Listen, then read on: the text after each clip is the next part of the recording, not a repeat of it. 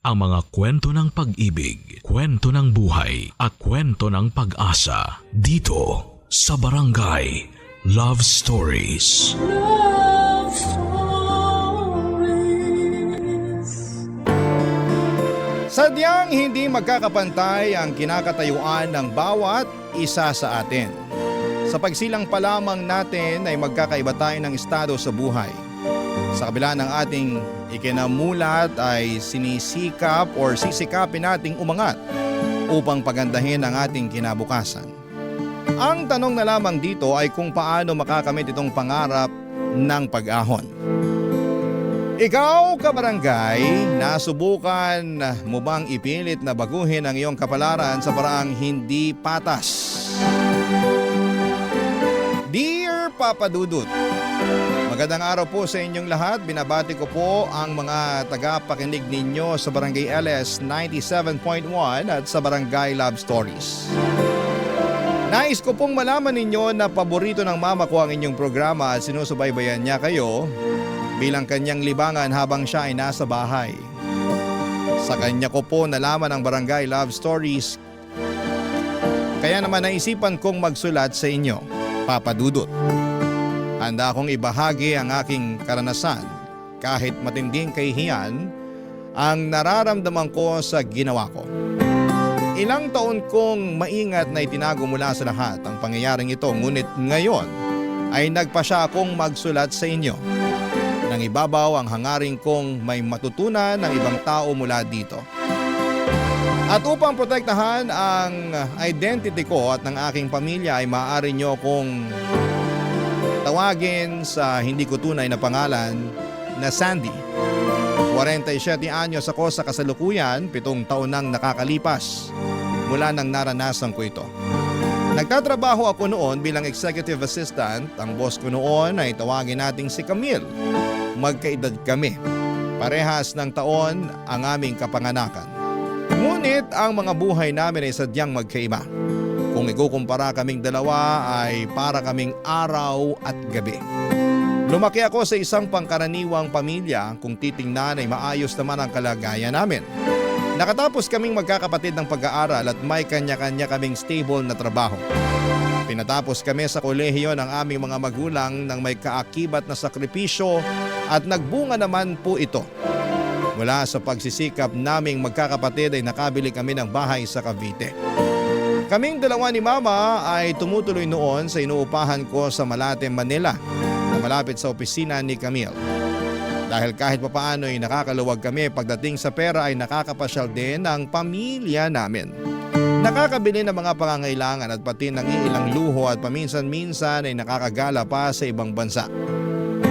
Ang katunayan naman or katayuan naman ng pamilya ni Camille ay malayo sa buhay namin at pati na rin ng sa karamihan. Si Camille ay pinanganak ng mayaman. May malaking negosyo, ang mga magulang niya na ipinamana sa kanya. Siya ay isang literal na tagapagmana ng isang kumpanya.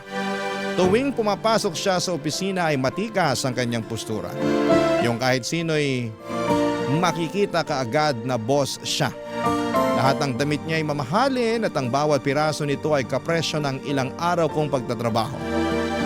May isip ninyong hindi niya kailanman naranasang gumawa ng gawaing bahay, sumakay ng mga pampublikong transportasyon o masinop na pag-ipunan ang pambili ng anumang gamit sa bahay. Kapag nakakausap ko siya ay nararamdaman kong malayo talaga ang kalagayan naming dalawa.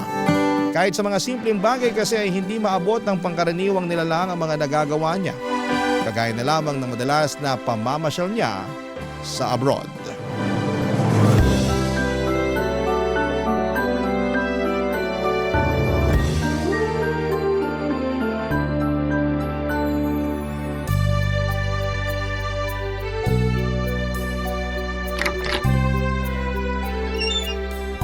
Good morning po, Ma'am Camille. Good morning! Wow, ang ganda naman po ng suot nyo ngayon. Thank you. Bagay itong blazer na kasama yung suot kong dress, no? Opo, mapapalingon yung sino mang makakakita sa inyo. Saan niyo po nabili ang suot nyo?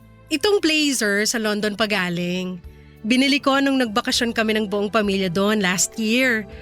At ito namang dress, Custom made ng isang kilalang fashion designer sa Los Angeles. Pinasadya ko na to sa kanya habang nandun ako kasi matagal ko nang bet yung mga gawa niya eh. Tignan mo, kita mo rito yung masinop na pagkakatahi niya, oh? Kahit sa maliliit na detalye, pulido yung design. Dekalidad yung pagkakagawa. Oo nga po, parang isang obra maestra yung suot nyo. Siguro, ang mahal din po ng presyo niyan. O siya, simulan na natin yung araw. Pakitignan naman yung schedule ko. May meeting ba ako ngayon? Meron po yung kasama ng board of directors. Tungkol po sa monthly agenda. After lunch yun, no?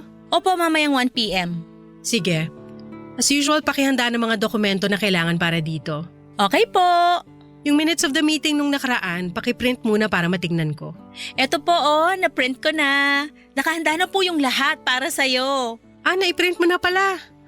Alam mo na yung kailangan gawin, ha? Siyempre, sa tagal ko na dito, gamay na gamay ko na yung trabaho. Eto na po yung printed copy ng minutes. Salamat! Gaano ka na nga ba katagal bilang sekretary ko? 10 years na po. Talaga? 10 years? Mahabang panahon na rin pala. Kaya sanay na ako sa pasikot-sikot ng opisina.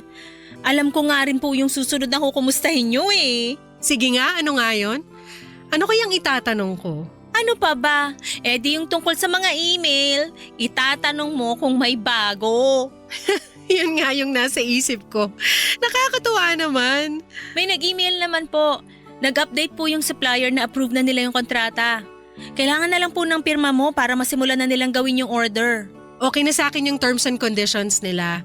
Pahingi na lang ng kopya ng kontrata. Pagka-print mo nito, pipirmahan ko na.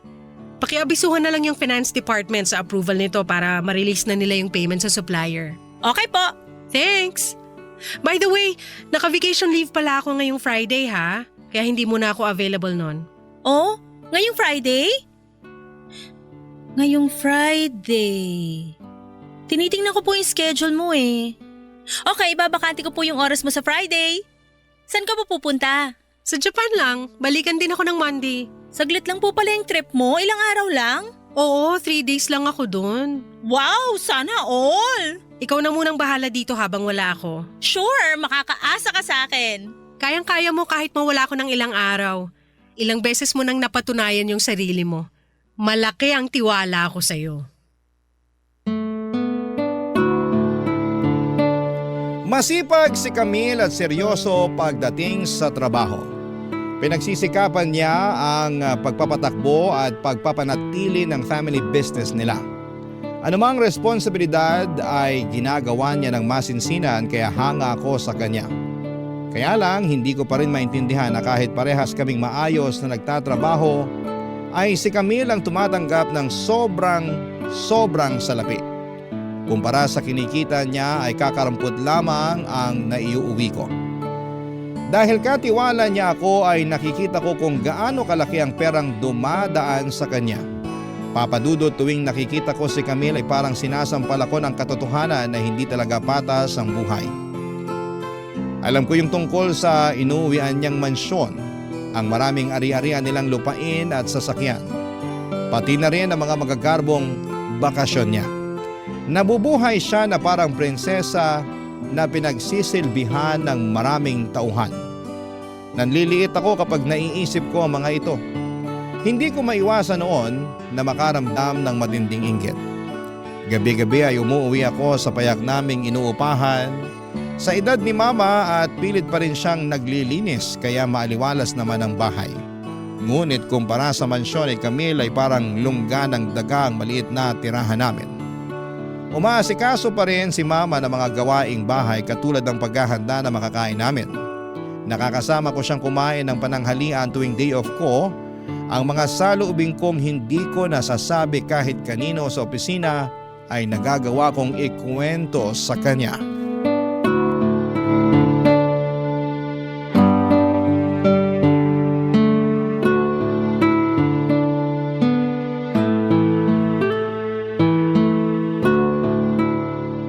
Anak!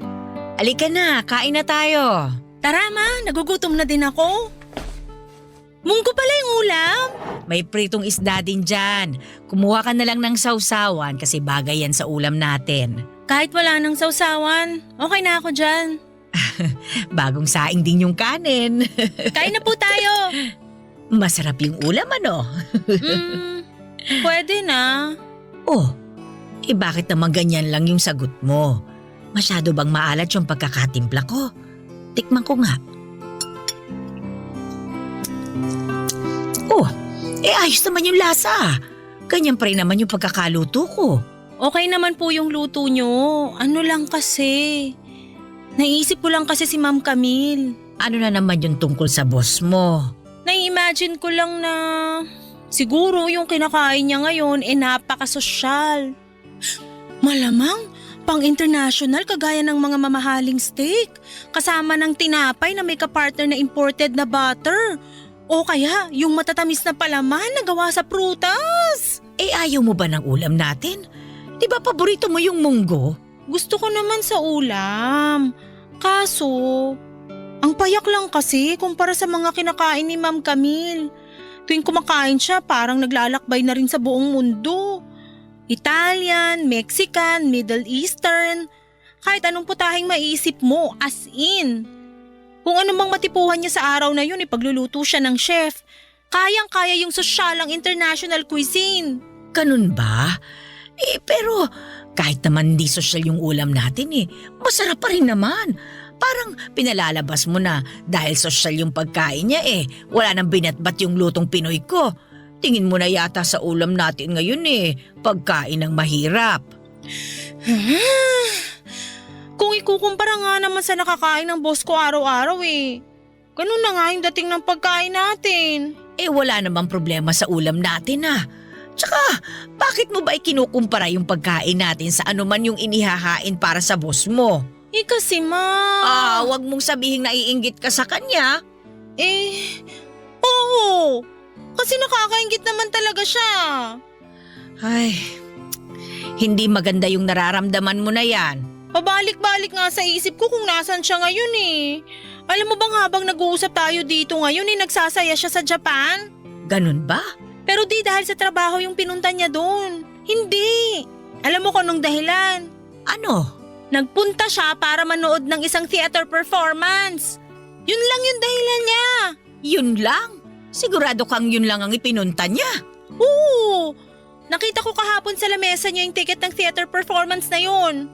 Ako yung nag-aayos sa schedule niya. Kaya alam kong wala siyang pakay doon ngayon na may kinalaman sa trabaho. Gawain niya talaga yun. Pag may gusto siya, kahit mababaw lang yung dahilan gagawin niya. Kahit gaano pa kamahal abutin nun. Abay, pambihira. Ang yaman niya talaga. Kahapong Biyernes lang siya nagpunta. Tapos ang balik niya ngayong Lunes. O diba? 3 days na trip lang. Japan na yun Kung makabiyahe siyang Japan parang nagpupunta lang siya sa mall. Yung akala mo ang lapit lang kaya mura lang yung pamasahe. Ganyan lang yung pera sa kanya. Kung para sa atin mahal na, sa kanya, mura lang. Samantalang tayo, yung naging trip to Hong Kong natin pinag-ipunan ko pa ng 1 taon. Tapos matipid pa tayo sa lagay na yun Mumurahing hotel nga lang yung tinuluyan natin Pero naaalala ko na masaya yung naging pasyal natin nun sa Hong Kong. Mas masaya sana yun kung mas marami tayong pera. Sa totoo lang, kahit anong gawin natin sa mundong to mas masaya kung mas maraming pera. Kahit naka-budget tayo, nag-enjoy naman tayo dun anak. Nasa kung paano mo lang talaga tinitingnan yung pagiging masaya. Mama naman, kung makasalita ka parang kontento ka na sa buhay natin. Kontento na naman talaga ako Pues ako, hindi. May problema ba sa simpleng buhay natin anak? Ang unfair kasi. Magkaedad lang kami pero di hamak na napakataas ang lipad ng buhay niya kumpara sa akin. Marami siyang kayamanan na sa totoo lang hanggang pangarap ko na lang. Kahit gaano ako katagal magtrabaho, may mga luho siyang di ko talaga mabibili kahit kailan. Ano naman kung hindi natin mabili yung mga luho niya? Kaya nga luho ang tawag dun hindi yun kailangan. Di ko na rin ba yun deserve? Ang mahalaga, may sapat tayo sa mga pangangailangan natin. Hanggang gano'n na lang? Hanggang sa sapat na lang tayo? Kahit nagtatrabaho ko, hanggang sa sapat pa rin lang? Parehas lang naman kami nagsisikap. Pero bakit siya yung pinagpapala? Diba? Minana niya yung kayamanan mula sa pamilya niya? Oo, mula sa mga magulang niya. Buti pa siya may namanang malaking negosyo galing sa pamilya. Dahil sa pinundar ng tatay at nanay niya, kahit hindi na siya magtrabaho habang buhay, masarap pa rin yung buhay niya. Oh, anong pinalalabas mo? Ipapaalala ko lang sa'yo anak ha. Ginawa namin ng tatay mo ang lahat para magkaroon kayo ng magandang buhay. Ma, ang pinupunto ko lang, kung pwede ko lang piliin yung magiging magulang ko, sana dun na ako sa mayaman na punta. May namana rin sana akong kayamanan. Kahit sino naman gugustuhin yun. Hindi ko gusto yung pinapahiwatig mo ha. Nakakasakit siyang ganyang mga pananalita. Naririnig mo ba ang sarili mo? Pagiging ingrata na yung tawag dyan. Imbis na magpasalamat ka sa mga magulang mo, nagawa mo pa kaming laitin. O ma, saan ka pupunta? Bahala ka na nga muna dyan. Nawalan na tuloy ako ng ganang kumain. At dahil nga sa pagkukumpara ko sa aking sarili kay Camille ay sumama ang loob ni Mama sa akin. Hindi ko sinasadyang ipamukha sa kanya na minamaliit ko ang mga ginawa nila para sa aming magkakapatid. Noong mga panahong yon ay hindi ko pa napapansin ang epekto ng aking inggit sa mga taong malalapit sa akin. Humingi ako ng tawad kay Mama at hindi na niya dinibdib ang tampo niya. Maaari na sana akong matauhan mula dito sa pinag-awayan namin ni Mama. Ngunit mas nangingibabaw pa rin sa akin ang paghahangad sa kayamanan ni Camille. Dahil kasama ko palagi si Camille ay nakikita ko ang marangya niyang pamumuhay. Pilit kong itinago ang aking inggit ngunit nananaig pa rin ito sa isipan ko tuwing nakikita ko ang anumang bagong luho na dala niya. Noong nagsimula akong magtrabaho kay Camille ay wala naman akong anumang masamang balak.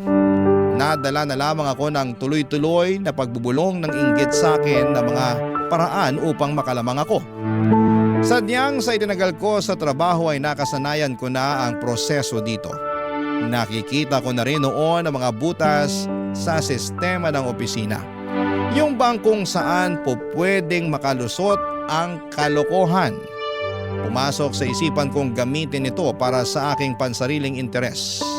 Ipinakita ni Camille ang tiwala niya sa akin at eto'y napakinabangan ko upang manatiling nakalihim mula sa kanya ang isang bagay na sinubukan ko, Papa Dudut. Alam kong kapag nalaman niya ito'y hindi niya magugustuhan. Ngunit tinuloy ko dahil paborito sa akin na mga panahong kailangan ko ito, Papa Dudut. Barangay Love Stories. Barangay Love Stories. At dahil nga si Camille ang boss ng buong kumpanya ay makapangyarihan ng anumang nagmumula sa kanya na salita, pasya o papeles. Napansin ko na anumang dokumentong nagmumula sa kanya ay hindi kine-question ng ibang mga departamento kaya agad itong naasikaso. Papa Dudut, pumasok sa isipan ko na magagamit ko itong kalakaran para sa sarili kong pakinabang. Naisipan kong gamitin ang kanyang pirma upang magpanggap na ako'y siya. Sinadya kong aralin ang kanyang pirma hanggang sa nakuha ng kamay ko ang itsura nito. Pagkatapos ay nagkaroon ng isang dokumentong pinansyal na nangangailangan ng pirma ni Camille at sinubukan ko dito ang bersyon kong huwad. Nang ipinasa ko ito sa ibang departamento ay walang sino mang nagtanong tungkol dito o kaya'y umalma man lamang. Nagpatuloy itong transaksyon nang walang naging aberya. Umayon sa inaasahan ko ang nangyari. At dahil nga matagumpay na naaprobahan ng isang dokumento ay lumakas ang loob kong magpaaproba ng sumunod pang mga papeles na remedyohan ko lang. Nang nakakupit ako ng halaga dito ay nakaramdam ako ng uhaw para sa higit pa. Ito pala ang tipo ng uhaw na hindi mapapawi kahit gaano pa karami ang mali ko. Hindi ko na idedetalye pa ang aking mga ginawa. Sabihin na lang natin na sa katagalan ay palagi ng palaki ang tinatangay ko. Isang araw pagkakuha ng inumit kong pondo ay naisipan kong gastusin po ito upang sorpresahin si Mama. Hindi ko inakala ang naging reaksyon niya nang malaman niya ang tunay na pinagmulan nito.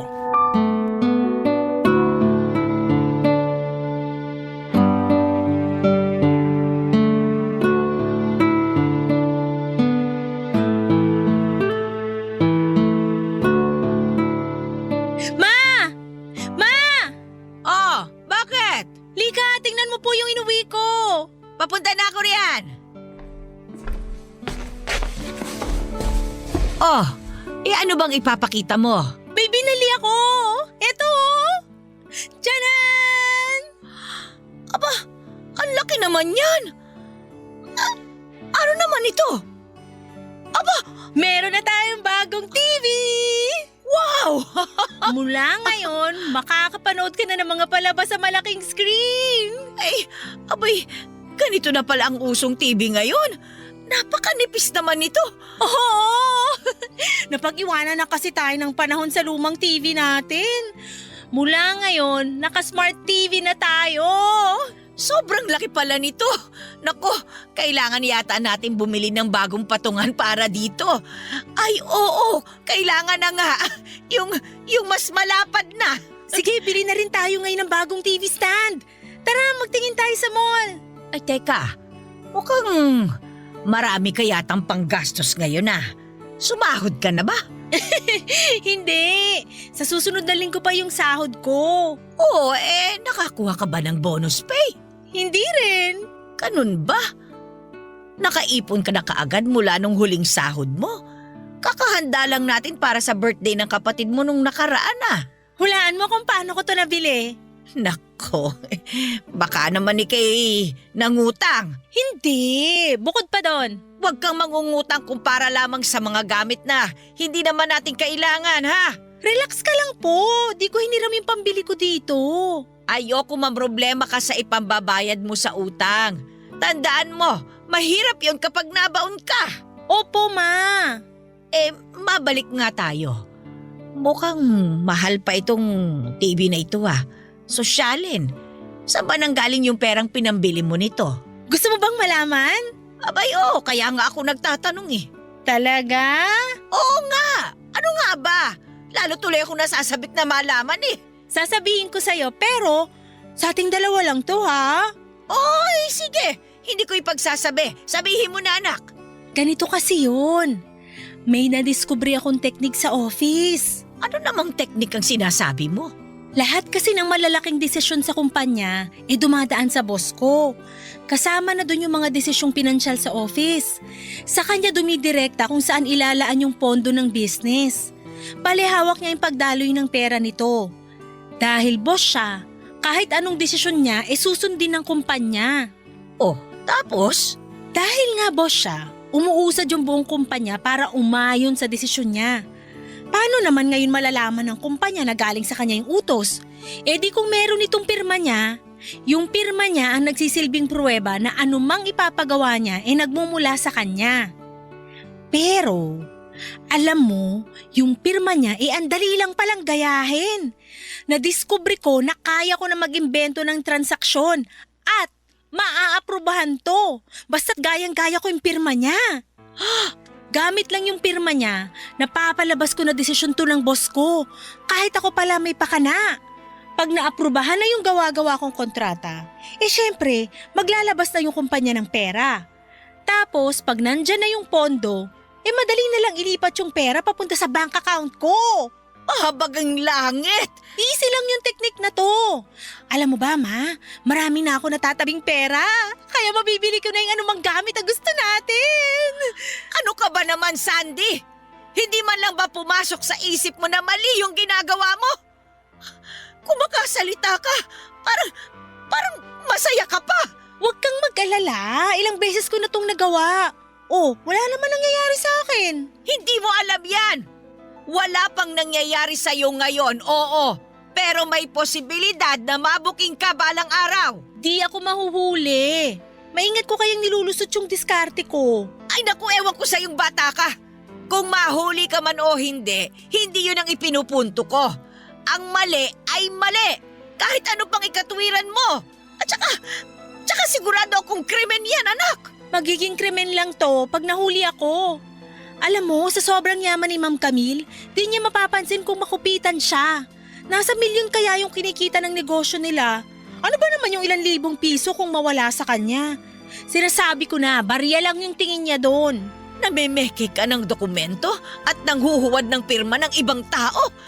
Abay anak, nanloloko ka ng kapwa mo. Masama yan. Masama ba yung ginagawa ko kung di naman napapahamak yung boss ko? Di kawalan sa kanya tong kinukuha kong halaga, as in. Kahit na. Anak, pag nanakaw pa rin yung ginagawa mo. Sige ha, itatanong ko, saan ba nanggagaling yung pera niya? Ha? Sa tingin mo, paano ba yumaman yung pamilya ni Ma'am Camille? Siyempre dahil sa mga trabahante sa loob ng negosyo nila. Lumaki sila ng ganyan dahil sa sipag at tiyaga ng mga empleyado. Diba? Nakikinabang lang sila sa pinagpagura ng ibang tao. Pamilya lang nila yung pinapayaman ng mga taong kagaya ko. Samantalang tayong mga di pinalad na maging kasing yaman nila ay walang choice kundi magtrabaho na lang. Kailangan pa kasi ng pera para lang mabuhay eh. Kahit halos sa bulsa lang nila napupunta yung halos lahat ng pinaghihirapan ko. Hindi ako sang-ayon sa pananaw mong yan. Kung sa palagay mong mali yung boss mo na masyado niya kayong pinakikinabangan, nasa kanya na yon. Hindi ibig sabihin gagantihan mo rin siya ng mali. At saka, sinasahuran ka naman niya sa tinatrabaho mo, anak. Kulang na kulang yung binabayad sa akin. Yung renta pa lang ng bahay malaki na yung kinukuha mula sa sahod ko. Kumpara naman sa kanila na halos malunod na sa pera sa sobrang yaman. Ano, dun lang mapupunta yung effort ko para sa pagpapakasasa nila? Ngayon, kinukuha ko lang yung halaga na dapat sa akin talaga. Hindi ka naman niya ninanakawan. Malinaw yung pinagkasunduan yung sahod mo bago ka na masukan sa kanya. Maliit nga kumpara sa kinikita niya.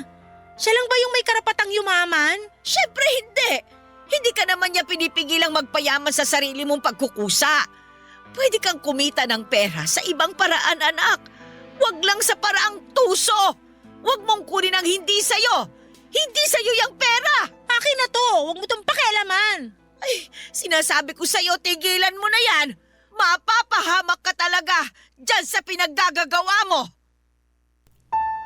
Labag sa loob ni Mama na gamitin ang binili kong telebisyon.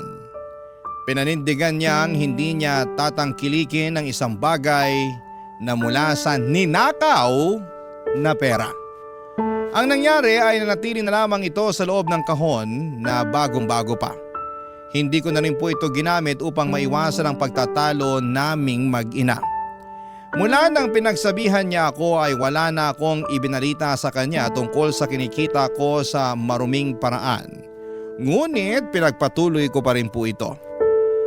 Nanatiling normal ang kalakaran sa opisina, wala ni isang taong nakakaalam sa ginagawa ko, lalo na si Camille. Katulad lamang noong hindi pa ako nangungupit ay magarbo pa rin ang kanyang pamumuhay. Hindi man lang nakaapekto sa kanyang karangyaan ang pagbabawas ko ng kayamanan niya. Ipinatili ko sa aking isipan na walang mali sa ginagawa ko dahil hindi naapektuhan ang pamumuhay niya.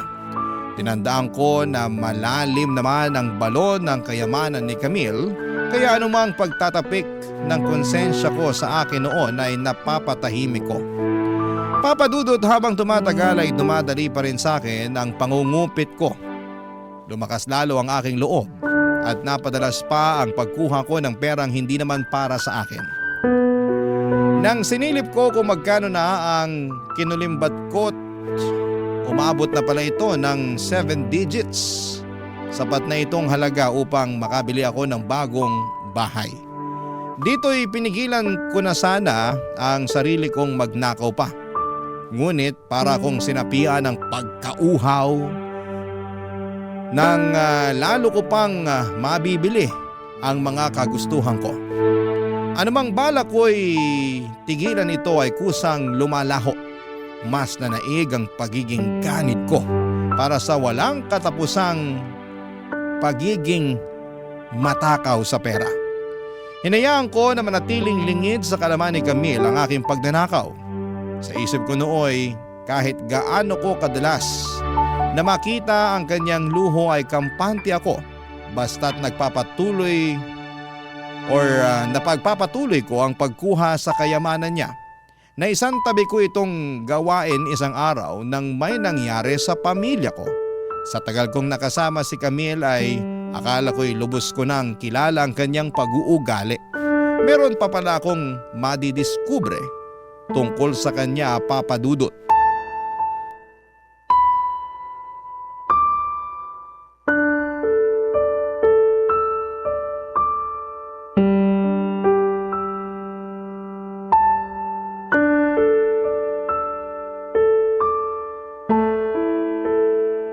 Sige po, pupunta na po ako dyan ngayon para tingnan si Mama. Maraming salamat po talaga sa pag-aasikaso nyo.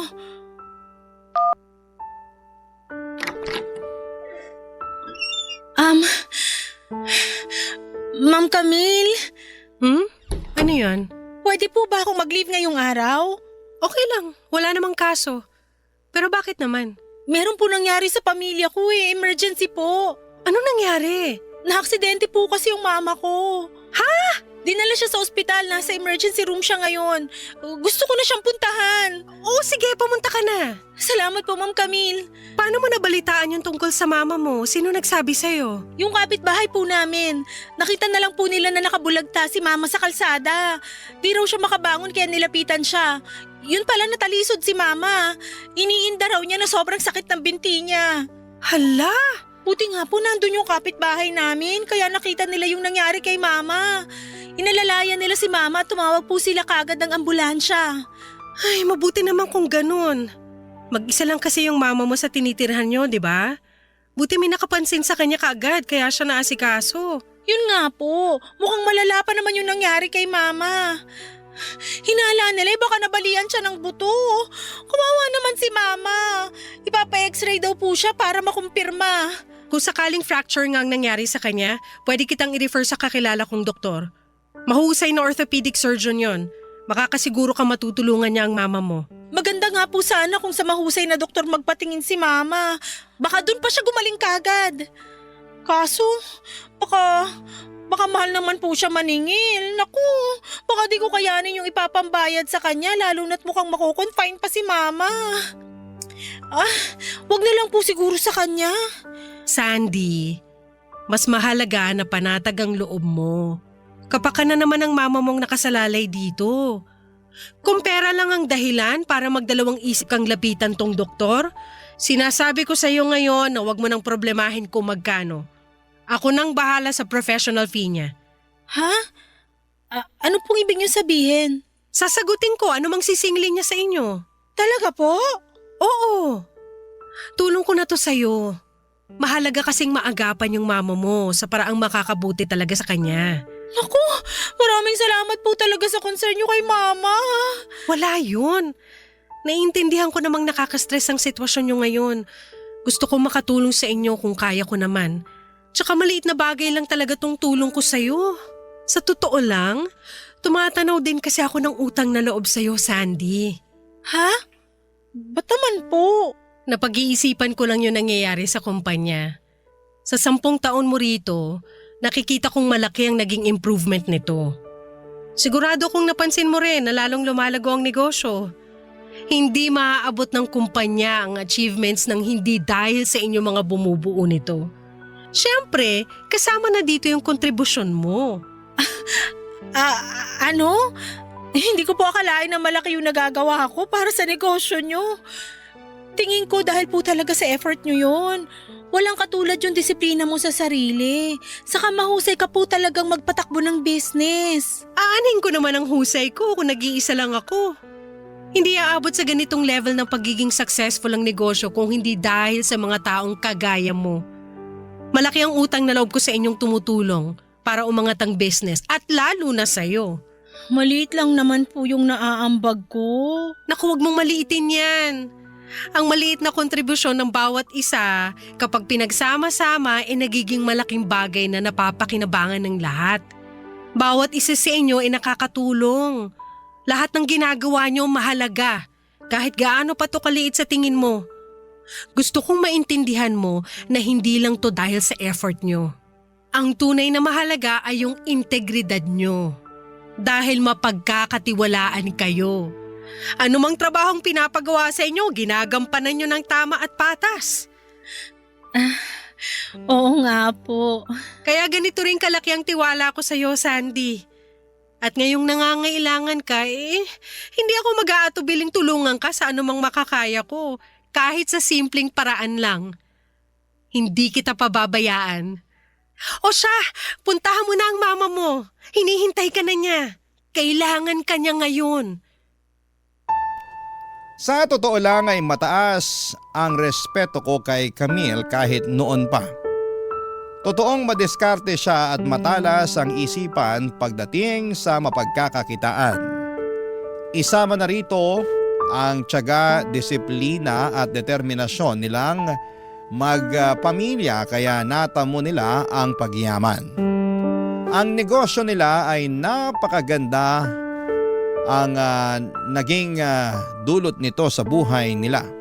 Hindi lamang sa kanilang sarili kundi pati na rin sa daang-daang empleyado nila at kani-kanilang mga pamilya, kabilang na nga po ako. Hindi ko lamang akalain na sa oras ng pagsubok ko ay hihigitan ni Camille ang pagpapaganda ng kumpanya nila sa buhay ko. Inabutan niya ako ng tulong ng kusang loob at bukal sa kanyang puso. Walang nakasulat sa employment contract ko sa kanya na gawin ito para sa akin. Bale, hindi naman siya obligadong gawin po ito at ginusto lamang niyang mapagaan ang sitwasyon ko. Siguro'y dahil na rin sa tagal kong namamasukan sa kanya kaya malaki na ang tiwala niya para sa akin. Pinatunayan ni Camille ang kabutihan ng kalooban niya. Habang ako na may sinamantala ang kanyang kumpiyansa sa akin, papadudot dito ko na kwestiyon kung tama ang nararamdaman kong inggit at kung nararapat yung ginagawa ko noon sa kanya, papadudot. Barangay Love Stories. Barangay Love Stories. Kumpirmadong napilay nga si mama mula sa aksidente, papadudot. Nalaman namin na may osteoporosis pala siya o panghihina ng kanya mga buto kaya madali siyang napilayan sa pagkadulas sa kalsada. Nasa 68 years old na siya noon at kalimitan daw na nanghihina ang buto ng katawan kapag nagkakaedad na. Sa kaso ni mama ay nabali ang kanyang buto sa ibabang bahagi ng binti. Napakasakit raw nito at tuwing gagalawin niya mula sa kanyang pwesto ay kinakailangan siyang buhatin ng napakaingat. Nakalatag na lamang muna siya sa kama bilang bedridden na pasyente. Kahit ang pagbabanyo o ang pagtugon sa tawag ng kalikasan ay hindi niya magawa nang walang gumagabay sa kanya. Awang-awa ako kay mama noon. Nanatili ng ilang araw si mama sa ospital at sinamahan ko siya doon. Mabuti naman at pinayagan ako ni Camille na pansamantalang gawin ang trabaho ko online habang nasa ospital ako. Bawat araw ay nadadagdagan ng gastusin kaya malaking bagay sa akin noon na nakakasahod pa rin ako at ikinuwento ko kay mama ang pagmamalasakit ni Camille at yung karagdagang tulong na inabot niya sa akin. Dito na ako kinausap ng masinsina ng aking ina, Papa Dudut.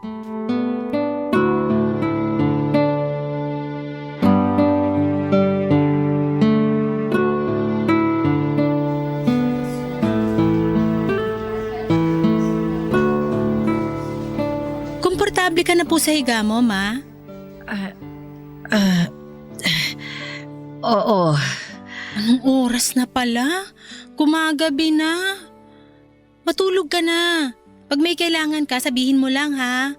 Katabi mo lang ako dito sa mahabang sopa. Huwag ka mahiyang tapikin ako kung may gusto ka ha. Pag nakatulog na ako mamaya, gisingin mo lang ako. Sige. Humiga ka na rin. Sabay na tayo matulog, anak. Mauna ka na muna. Tapusin ko lang yung ginagawa ko sa laptop. Mabuti, ayos lang sa boss mo na magtrabaho ka habang wala ka sa opisina. Buong araw nandito ka lang sa ospital. Oo, kaya ko namang gawin yung halos lahat ng trabaho kahit saan. Basta nakakapag-online ako. Ganun ba? Iba na talaga ang panahon ngayon, ano? Alam mo anak, masaya ako ngayon na kasama kita. Siyempre, di kita papabayaan. Kahit ilang araw ka pang kailangang manatili dito sa ospital, sasamahan kita. Malaking bagay sa akin yung pinayagan ka na ng boss mo na makapagtrabaho sa ganitong paraan. Naiintindihan niya na para masabahan mo ko. May malasakit siya sa'yo. Maganda ang kalooban niya, anak. Opo, totoo po yan. Malaking tulong yung ibinibigay niya para mabayaran yung bahagi ng gastusin natin dito. Kusang loob niyang ginagawa yon para sa iyo, anak. Kahit yung doktor natin ngayon pinakilala niya sa iyo para siguradong maayos yung pag-aasikaso sa akin. Kaya nga. Pwede mo ba akong tapatin, anak? Ano po yun? Yung binanggit mo dati na ninanakawan mo ng pera yung boss mo. Ginagawa mo pa rin ba yun, anak? Ay, nakikita ko yung sagot sa mukha mo. Ginagawa mo pa rin pala. Ma, malaki na yung natabi kong pera mula dun. Ay, Gamit yun, mababayaran ko yung buong bill natin dito sa ospital. sa tingin mo ba tama yung ginagawa mo sa kanya pagkatapos kanyang pagkatiwalaan? Alam kong alam mo kung ano ang nararapat. Ma, bakit? Anong bakit, anak? Bakit mali yung ginagawa ko? Maliban sa ninanakawan mo siya. Oo. Yun ay dahil sa ang ikinikilos mo nagmumula sa inggit. Lagi mong ikinukumpara ang sarili mo sa kanya. Pero mahalagang maintindihan mo na magkakaiba ang buhay nating lahat. Palaging magkakaroon ng tao na may mas higit kumpara sa atin. Palagi rin namang magkakaroon ng taong mas kapos kaysa sa atin sa anumang katangian. Ganon talaga ang buhay, anak. Pero gusto ko ring yumaman. Walang masama sa hangarin mo. Malaya kang magpayaman. Ang sakin lang, maging masaya ka pa rin sa kinatatayuan mo ngayon. Marami tayong pwedeng pasalamatan sa payak na buhay natin basta't tatandaan mo lamang ang mga ito. Ba't di hamak na mas mayaman yung pamilya nila kumpara sa atin? Mukhang mahusay silang humawak ng pera. Baka malaki ang naiaambag ng industriya nila para sa lipunan. Sa kaugalian din siguro nilang magpapamilya. Maraming po pwedeng maging dahilan, anak. Kung magkaiba man kayo ng boss mo, naiisip mo pa rin bang mas nakakahigit siya kaysa sa'yo? Opo. Kahit mayaman sila, hindi naman ibig sabihin nun puro sarap na lamang ang buhay nila. Siyempre may mga problema din ang mga yun. Yun bang tipong mga pangmayaman ding problema? Di ko ma-imagine kasi di naman ako mayaman. Yun na nga. At hindi natin problema yung mga pinoproblema nila. May sarili kang buhay at yun yung tutukan mo. Kung ano man yung nararanasan nila sa buhay, sa kanila na yun. Ay, naiisip ko nga na di niya deserve yung ginagawa ko sa kanya eh. Alam mo anak, kahit sino naman natutokso na gumawa ng hindi maganda, lalo na't pagdating sa pera. Pagka ganun, iisipin mo kung sino ang maaapektuhan sa gagawin mo. Yung maliban sa sarili mo lang. Kung ikaw lang yung makikinabang, tapos may ibang taong mawawalan o mapapahamak, abay mali yun anak. Pero yung perang kinuha ko, magagamit natin para mabayaran yung pinang-oospital mo ngayon. Di naman ako lang yung makikinabang, pati ikaw din. Kahit na. Kapag dumating yung araw na mahuli ka sa ginagawa mo, abay posibleng hindi lang ikaw yung mapahamak. Pwede kang makadamay ng ibang tao sa kalokohan mo na yan. Hindi ako matatahimik kung magkaganon, tapos sangkot ka. Kakayanin kaya natin yung gastusin? Magbibigay si Ma'am Camille ng pambayad sa ospital. Pero di naman niya sasagutin lahat yun. Malaki na naman yung mababawas doon dahil sa kanya. Yung matitirang balanse doon mapagtutulungan yung magkakapatid. May pension pa ako na nakukuha kada buwan. Ay pag yun pinagsama-sama nating lahat, malaking halaga na rin yun, anak. Magtiwala ka, nakakayanin nating mabayaran ito. Ayaw mo talagang gamitin ko yung ninakaw kong pera. Ayoko talaga. Kahit ano pang idahilan mo, tutol ako. Sandy, anak, iisa lang yung hinihiling ko sa'yo. Ano po yun, Ma? Pwede mo pa bang ibalik yung halagang kinuha mo dun sa boss mo? Pwede naman.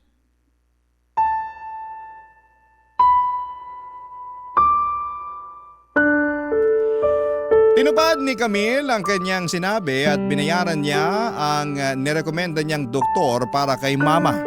Sinagot din niya pati ang malaking porsyento ng naging bill namin sa ospital. Tuwing naaalala ko ito ay hindi ko may paliwanag ang nararamdaman ko na magkahalong utang na loob at pagpapakumbaba. Naantig ang puso ko sa kabutihang ipinakita niya sa aming mag-ina. Ito yung tipong hindi ko makakalimutan sa panghabang buhay. Kaya hindi nakapagtataka na mula noon ay nakonsensya ko sa ginawa ko sa kanya. Pagkatapos kong bayaran ang aming balance sa ospital ay umuwi kami ni Mama bit-bit ang pag-asang gumaling na siya. Nagkaroon ng cast o sementong nakabalot sa binti ni Mama upang mapanatili ang pwesto ng buto habang humihilom ito. Dahil dito ay nahirapan siyang makagalaw ng nag-iisa. Nausog ang mga gamit sa loob ng bahay upang magkasya at makaikot dito ang wheelchair. Binigyan ko din siya ng upuan na may kasama ng arenola. Katabi ito ng kanyang higaan upang hindi siya mahirapang pumunta sa banyo. Dahil kailangan pa ni Mama ng mag-aasikaso sa kanya ay sinamahan muna siya ng kapatid ko at ang kanyang pamilya. Ako na may muling pumasok sa opisina.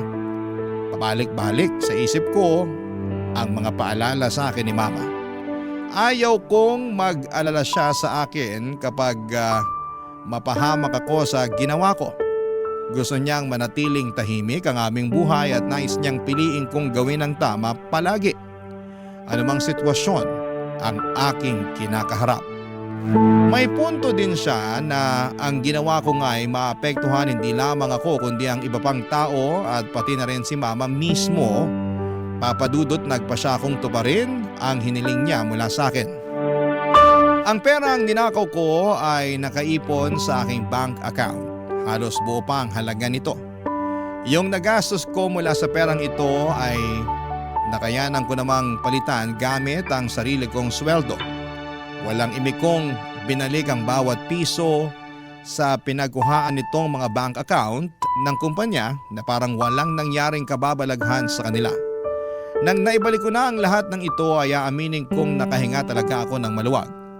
Napagtanto kong sa wakas ay hindi ko na kailangang masyadong bantayan ang kinikilos ko kapag magkasama kami ni Camille. Doon ko lamang naramdaman muli na gumaan ang loob ko at parang nabunutan ng tinik ang aking dibdib. At ang kaba na namalagi dito ay natunaw na lamang.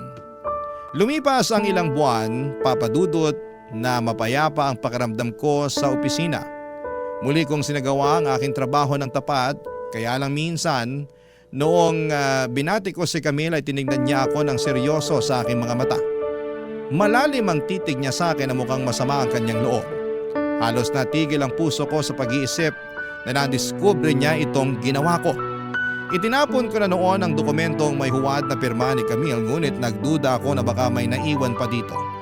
Nakumpirma ko na lamang ang hinala niya noong tinawagan niya ako para kausapin.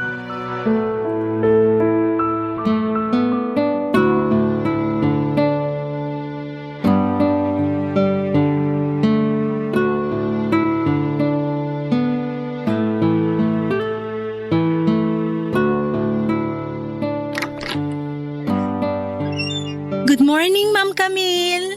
Sandy, may kailangan tayong pag-usapan. Sige po. Tungkol po saan? Seryosong bagay to. Maupo ka.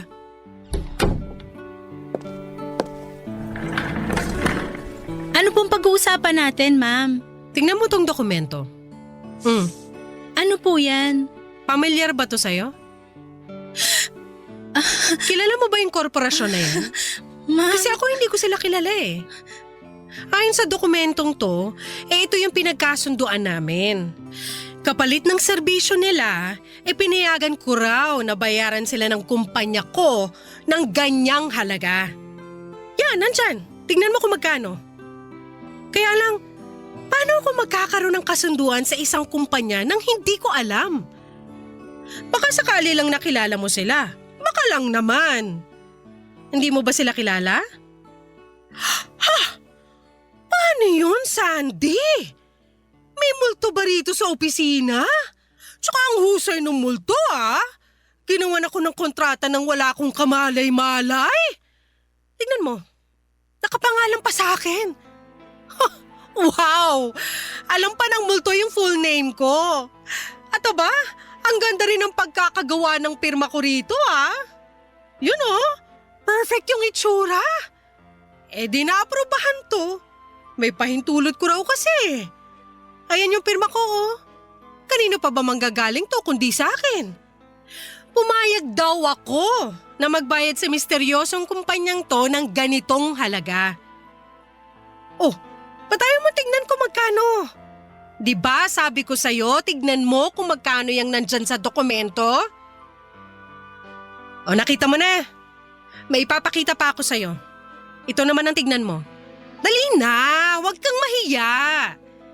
Ito naman yung resibo ng transaksyon sa korporasyon. Ito yung bank account number daw ng korporasyon. Di syempre, i-check muna pag may time.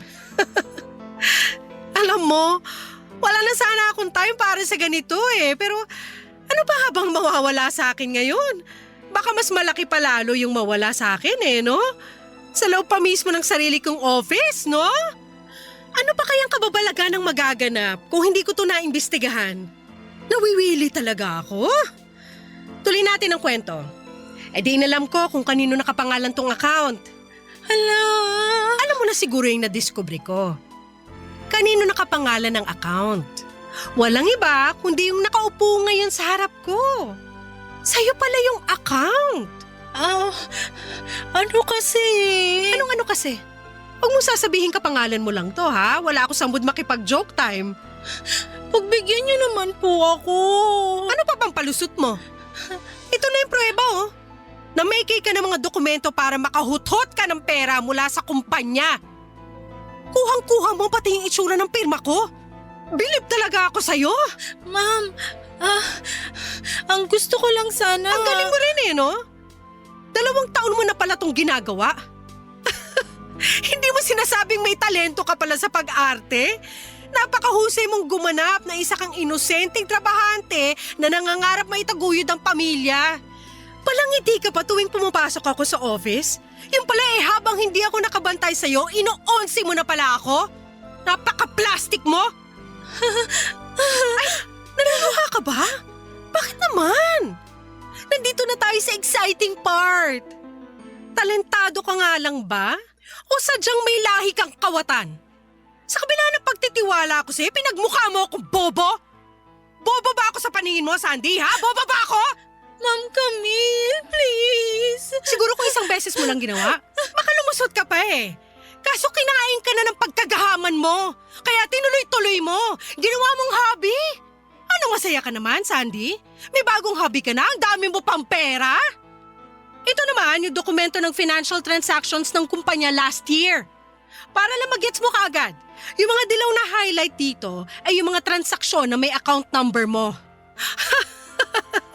Wow naman, ang dami naka-highlight sa page na to.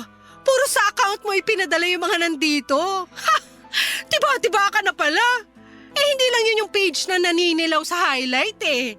Naninilaw din yung paningin ko sa'yo, Sandy! Magkano na kayang kinita mo sa modus mo? Tara, bilangin natin. May 20 mil dito, may 40 mil naman dito. Uy, ayos to! May 100,000 piso pa! Instant panalo! Kahit ako nasisilaw sa dami ng nadekwat, naka-highlight dito. Nabilang mo ba kung nakamagkano ka na? Hindi ko po nabilang. Di bale, binilang ko na para sa'yo. Akalain mo nung sinuma total ko ay umabot na pala tayo sa 1,000,000? Ma'am Camille, sorry po talaga. Sorry saan? Na nahuli ka? Hindi. Sorry po sa ginawa ko. Talaga lang ah. Maniwala ka po. Pinagsisisihan ko na po yung ginawa ko. Hawak ko na yung ebidensyang kailangan ko para masampahan ka ng kaso. Tambak na tambak yung pruweba laban sa'yo. Makukulong ka talaga. Patawarin mo ko. Parang awa mo na, ma'am, please. Ayokong makulong. Masisira yung kinabukasan ko. Ganun ba?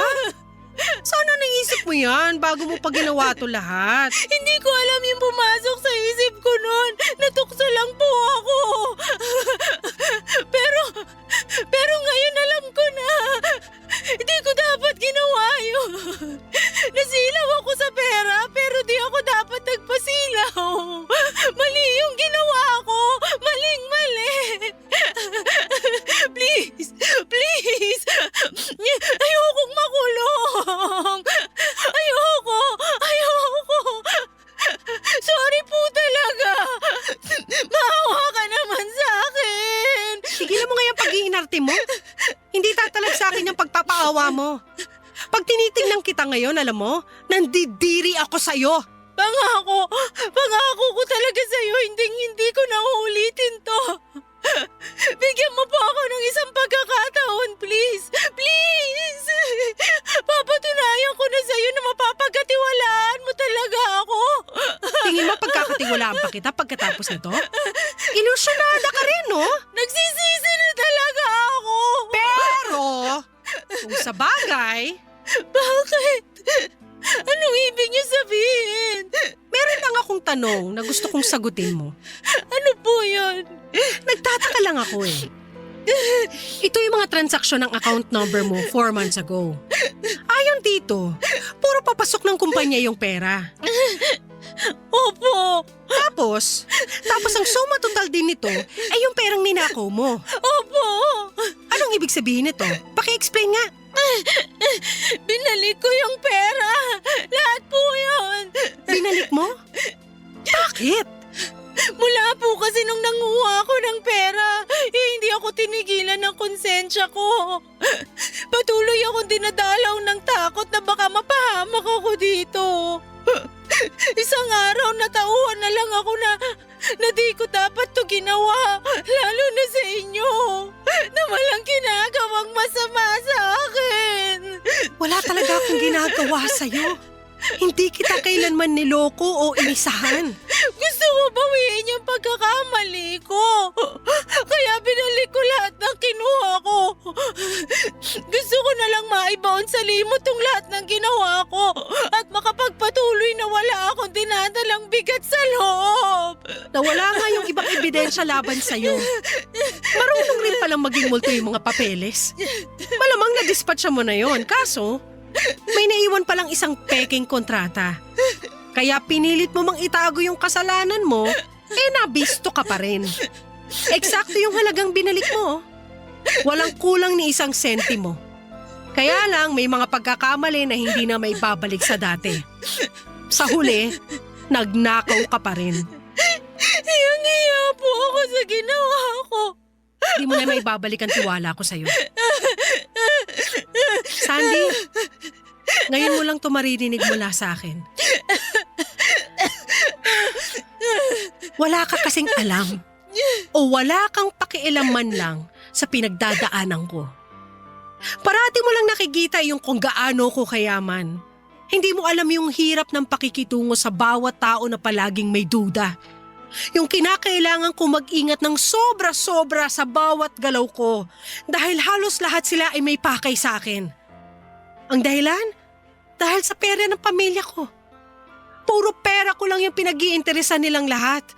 Palagi akong nilalapitan ng mga ganitong klaseng tao para lang mahuthutan ako.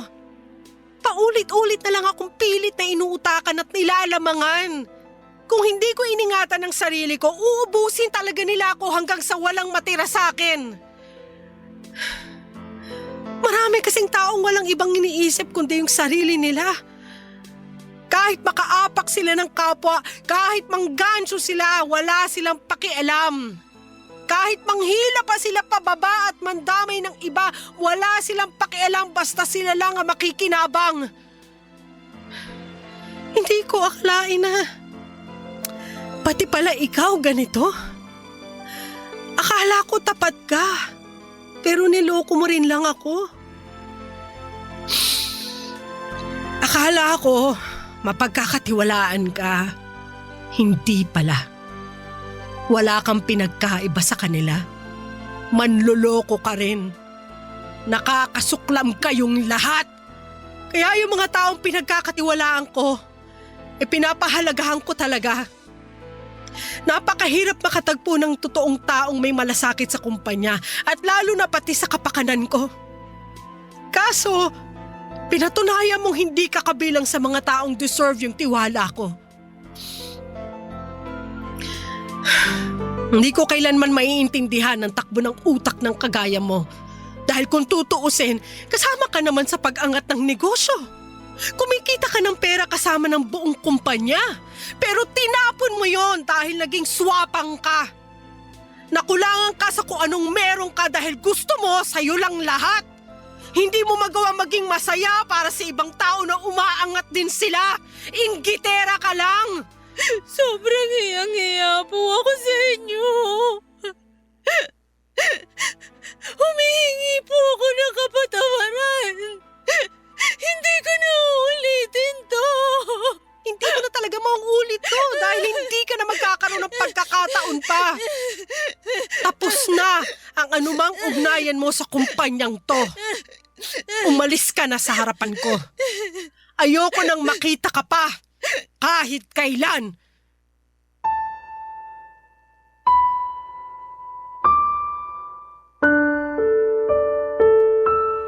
Yung araw na tinapatan ako ni Camille ay ang naging huling punta ko sa kanyang opisina. Pagkatapos niya akong kausapin ay sinundo ako ng gwardya upang ihatid ako papalabas ng kumpanya. Habang nakabantay sila sa paglalakad ko'y pinagtitinginan ako ng aking mga katrabaho. Nakaramdam ako ng labis na hiya. Yung parang wala na akong mukhang mayaharap sa kanila, Papa Dudut. Paniguradong nabalitaan na ito ng buong departamento. Bantay sarado ako ng mga gwardya na para bang ang mismong presensya ko sa loob ng gusali ay hindi na pinagkakatiwalaan pa. Dito ko nararamdaman ang pagturing sa isang kriminal. Pagka-uwi ko ay nakatanggap ako ng mensahe mula sa Human Resources Department ng kumpanya. Dito na nila ako binalitaan sa naging desisyon ni Camille sa akin. Ayon kay Camille ay tuluyan na akong blacklisted sa kumpanya at bawal na akong muling makapagtrabaho doon. Ngunit ang sumunod niyang sinabi ay kinagulat ko. Nagpasya siyang hindi na niya ako sasampahan ng kaso. Ibig sabihin ay hindi niya ako ipapakulong. Ramdam kong dahil ito sa pagbalik ko ng perang ninakaw ko. Kung hindi ko ito binalik ay siguradong natuloy ako sa bilangguan. Dahil nawala na ako ng trabahong pinapasukan ay tuluyang kaming umuwi ni Mama sa Cavite. Ako na ang lubos na umasikaso sa aking ina at malaki ang pasasalamat kong malaya ako mula sa rehas. Dahil nagawa kong samahan si Mama upang tuluyan siyang gumaling. Napakabuti or nakabuti hindi lamang sa akin kundi pati na rin kay Mama na minulad niya ako sa tamang gawain. Nailayo ako mula sa landas ng kapahamakan. Hindi ko pa rin masagot ang tanong kung bakit hindi patas ang buhay, ngunit hindi ito dahilan upang pairalin ang panlalamang ng iba. Sa kasalukuyan, Papa Dudut ay muli nang nakakalakad si Mama. Ako namay tumuloy na sa pagninegosyo ng buy and sell ng mga damit. Dahilan na rin po ito ng matinding hiya ako sa sarili ko kaya hindi ko magawang bumalik sa corporate world. Kahit sakto lamang ang kinikita dito ay natuto akong magpasalamat sa kung ano ang meron ako. Naging malaking aral sa akin ang pagiging tapat sa kapwa upang ako'y pagkatiwalaan din. Bagay na mahalaga hindi lamang sa negosyo kundi pati na rin sa buhay. Kahit nagkamali ako minsan ay ipinagmamalaki pa rin ako ni Mama dahil sa huli ay ginawa ko naman ang tama. Maraming salamat po Papa Dudut kung mapili po ninyong i-ere ang Barangay Love Stories ng aking kwento. Kahit nakakahiya, ang ginawa ko ay alam kong mas makakabuti na maisa publiko ito upang kapulutan ito ng aral. Sana po ay manatiling may respeto ang mga mag-iiwan ng comment tungkol dito dahil sensitibo ang nangyaring ito para sa akin. Panalangin ko ang katapatan sa diwa ng bawat isa para sa kapayapaan nating lahat. Ang inyong kapuso at kabarangay forever, Sandy. Ano ang masasabi mo sa ating Barangay Love Stories today? Aabangan namin yan sa aming comment section.